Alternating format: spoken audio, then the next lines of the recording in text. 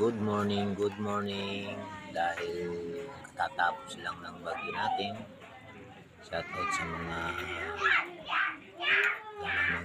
nanananghalian na yun. Ito, tingnan nyo na lang para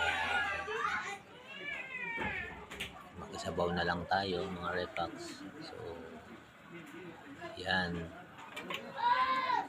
Nag-uunahan pa mga bata niyan pagka may sabaw ang ulam namin, kaya halos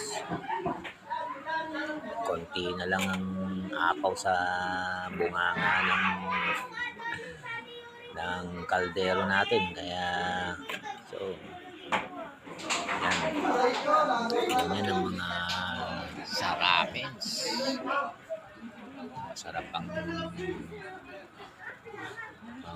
hangin ngayon, malamig kasi katatapos lang ng bagyo, so minabuti kong magsabaw mga repax para naman makatikim ng mainit-init ang sikmura.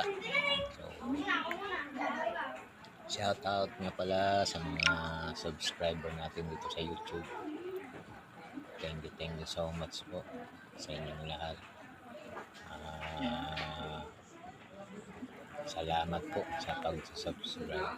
Thank you very much.